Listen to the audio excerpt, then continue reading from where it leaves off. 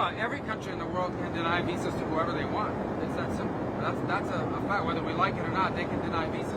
Number two, that movement was not a movement in favor of a group that slaughtered babies and innocents. That's not what that movement. There were people that were complaining because there was no democracy. But I mean, and they were upset about the direction Hong Kong was headed and the Chinese law that was being imposed. But they have every country in the world has a right to deny you a visa. I'm not entitled to a visa. You're not entitled to a visa. Nobody here is entitled to a visa in any other country. They can determine it and they can revoke it at any time they want. Now, I think it's important. There's a clear distinction between protesting against democratic order and protesting in favor of groups that advocate the slaughter and murder of innocent people, which is what many of these groups are supportive of. Beyond that, these groups are not just taking over. These are not sit-ins we're talking about. We are talking about buildings that have been vandalized, defaced, where they for months on end, and in some cases, we're just not going to continue to allow. I don't understand what people don't get. A visa is a gift. It's a voluntary thing. We decide to give you a visa. We deny visas all over the world every day for a variety of reasons, and that means we can also revoke those visas. No one's entitled to a visa. I guess some of the examples have come up, like the student at Tufts University, like all they did was write an op-ed for a student newspaper advocating for a certain group. They're not, as far as we can tell, they haven't openly advocated for Hamas. Well, we will, those, as they go, they seek to self-deport, they can do that, because that's what we've done. We're basically asking them to leave the country. That's why they've been detained. They can do so tomorrow, buy an airplane ticket and leave. It's no problem. But I would add to this that I would caution you against solely going off of what the media has been able to identify. And those presentations, if necessary, will be made in court. But for example, in that for students, the tough students case, I asked you today, has she committed, or has she carried out any of those things that you just listed? The activities presented to me meet the standard of what I've just described to you. People that are supportive of movements that run counter to the foreign policy of the United States. If necessary and a court compels us, we'll provide that information, but ultimately it's a visa. The judges don't issue student visas. There is no right to a student visa. We can cancel a student visa under the law just the same way that we can deny a student visa under the law, and we will do so in cases we find appropriate. The overwhelming majority of student visas in this country will not be revoked, because the overwhelming majority of people that are coming to this country to study are not involved and associated or aligned with organizations that seek to do damage in this country, and that frankly, organizations that hate the United States government and hate our way of life. So I just think it's crazy to continue to provide visas so people can come here and advocate for policies that are in direct contradiction of our national interests. Are the schools raising these issues with you? Oh, I'm sure they are. Oh, I don't know. I mean, I'm sure they are. I mean, bringing that to us? Well, we're not going to talk about the process by which we're identifying it, because obviously we're looking for more people. I haven't. But look, detention is simple. Your visas expire, your visa's revoked, you have to leave. But it's 6 good figures of mass won't identify themselves until they've already grabbed the race. Yeah, I mean, unfortunately, our agents, I mean, that's a DHS or ICE, so I don't know what their practices are, but our agents have had to protect their identity because they found themselves targeted for violence, targeted for operations against them. I would say most of these protesters are wearing masks too, and they're not in law enforcement.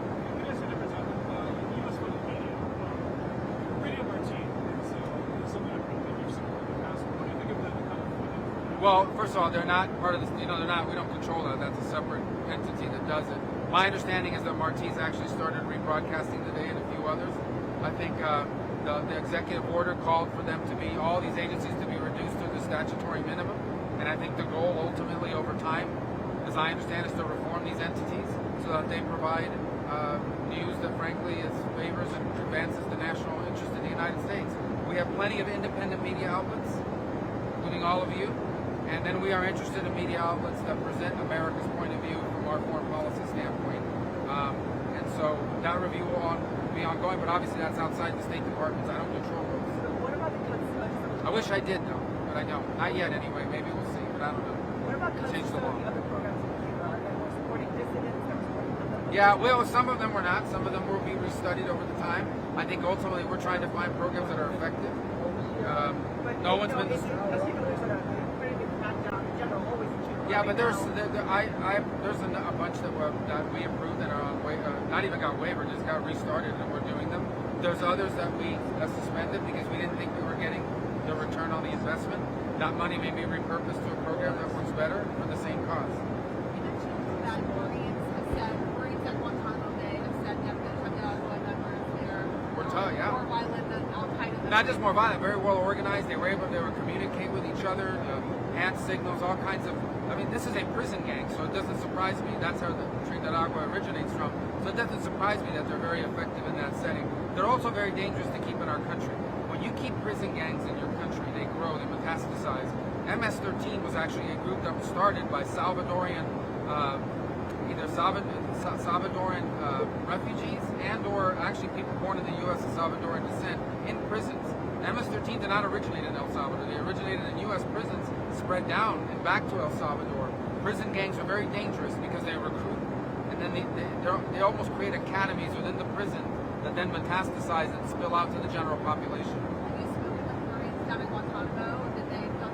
I spoke to one that was in Guantanamo because I know them through a family friend, but I've also spoken to both Pete Hegseth about this and, if I'm not mistaken, Secretary Nome as well. And they both, when I asked them, is this true? They both confirmed what we had been, that's what their officers and people on the ground were telling them. So I actually heard this from a personal acquaintance, and then I actually had it affirmed to me by two members of the cabinet. Some of the people sent down to El Salvador to prison weren't actually gang members, but that, for example, there's a big group in tattoo that was supporting autism, people with autism, but it looked like a gang tattoo to an immigration agent and members of the state state. How do you address that? Well, ultimately, all of that was the work of the Department of Homeland Security. They've identified them. I have confidence in the assessment that they made. But I can't speak to any one of the individual cases because we're not involved in compiling it. But I have no reason. In fact, I'm confident that they compiled a good list. And if we have an opportunity to send more, we will. More gang members, MS-13, whatever we can send.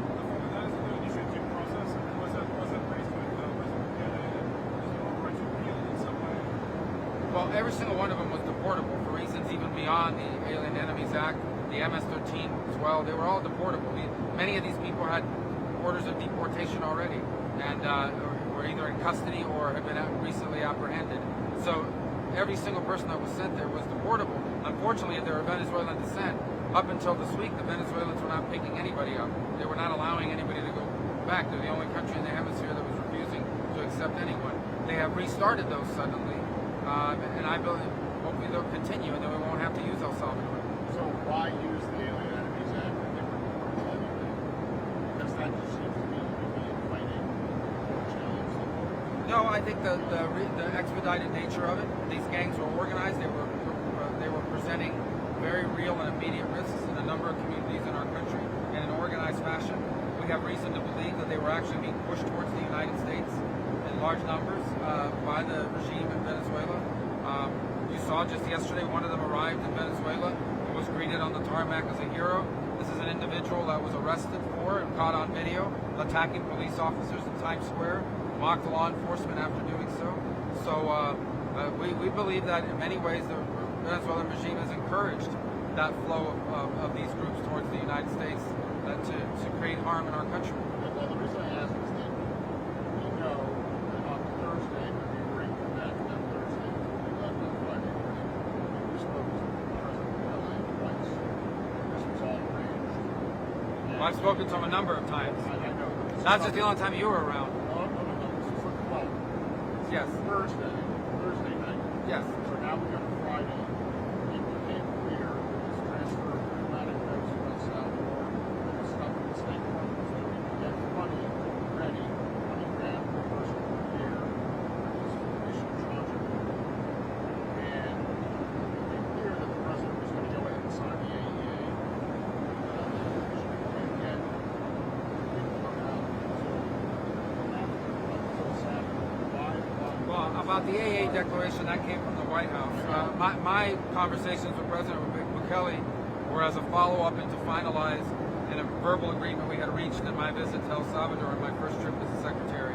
So it was just sort of following up on that and how we were going to proceed with it. We were ready now to execute at some point, and we were working through those arrangements with them. and that's what those calls were about. It was just sort of to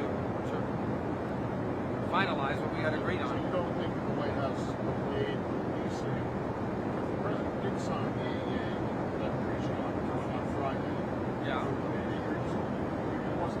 I can't speak to the timing of why they released it when they did. I can tell you, and I think you were on that trip, that the agreement to house criminal aliens was reached with President Bukele back in February. And so I've spoken to him since then, but obviously those days that I was there, we did because we had a couple open questions that we wanted answers to and that he wanted answers to, and we're finalizing that. Mr. Secretary, on Russia, about a month ago when we were in Riyadh, we were first starting off speaking with them, and you said something. He said, soon enough, we're going to find out whether they're acting in good faith or not. We just need to test it out. So a month later, where do you stand? Well, I'm not prepared to pass judgment on it. They're meeting with us, they're talking to us, they're making proposals, they're agreeing to ceasefires, but with conditions that we need to analyze. So is that dragging their feet, actually? I'm not prepared to characterize it as one or the other. What I've said almost from the very beginning is, this war is complex. As you can see, it's now going on 3 years, and I've never said it was going to be simple. There's a lot of work to be done with both sides in particular, but the Russian side we haven't talked to in years. How long more do you anticipate these negotiations to continue? We're trying to achieve peace. We're committed to trying to achieve peace as long as it takes. That doesn't mean that I can guarantee you that there's going to be an agreement in a week or a month. I just can't put a time frame on it because it doesn't depend on us. It depends on the Russians and it depends on the Ukrainians. And it also depends on our partners in Europe who have sanctions that will have to be taken into account, I believe, as part of any final deal. But I always think it's progress when at least specifics are being agreed to, even though they may not have been agreeable to both sides, because we begin to determine sort of the negotiating posture and what the impediments are to peace. So I think when you negotiate, when you sit down with people and you talk about these things and they have to memorialize these things in documents, at least it begins to give definition to what the impediments to peace are.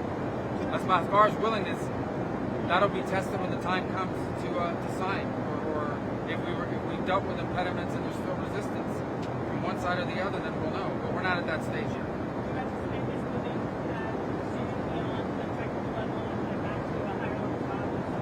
Well, I think you have to make more progress on the technical level at this point, but we'll see. We're going to analyze it. As I said, when they arrive back from Saudi Arabia, I want to sit and talk to our team that was on the ground and get a better sense how those negotiations went, because a lot of it isn't just what was written, it's what was said over 12 hours.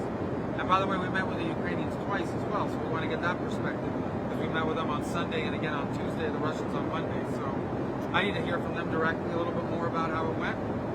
And then we'll present that, we'll meet with the team, and we'll present that to the president and decide on a path what the next steps are. Yes, on another topic, Sudan, we've seen some social violence. Yes. The army says that presidential policies and striking the government. Is there anything diplomatically with the U.S.? We're engaged. I've had conversations with a number of countries over Ethiopia, with Kenya, just over the last 72 hours, so we've been raising that. And we're very concerned that we're going to backslide to where we were a decade or less ago, and so we don't want to see that. So we're trying to figure out, and we've been engaging with our partners about soliciting their ideas about what can we do on this matter to what contribution can the United States make to stabilizing that. There are a number of places we're doing that. We're doing that with DRC Rwanda as well. So there are a couple places like that we find ourselves sort of asking our regional partners, how do they believe we can be most helpful in engaging? And with our partners outside the region as well. We've spoken, I spoke to the foreign minister of the UK yesterday about this topic. What's the current situation with Iran and the exchange of letters? Oh, you just asked me that, but you couldn't hear. No, it's okay. I have to remember the answer because it has to be identical. Yeah, it's been publicly reported that the president sent a message. I anticipate a response, but we have nothing else to announce on that. Is that pretty much what I told you? All right, good. All right, well, the game's going to start. That's fine. What brought about your hatred of ecotourism? I don't hate ecotourism. It's just Who said it? no. I said I'm not a fan of ecotourism. I'm not against it. People like to do that stuff, but to me, a vacation does not involve snakes and spiders. So that's my view. Maybe that'll change. I don't know. All right. Thanks.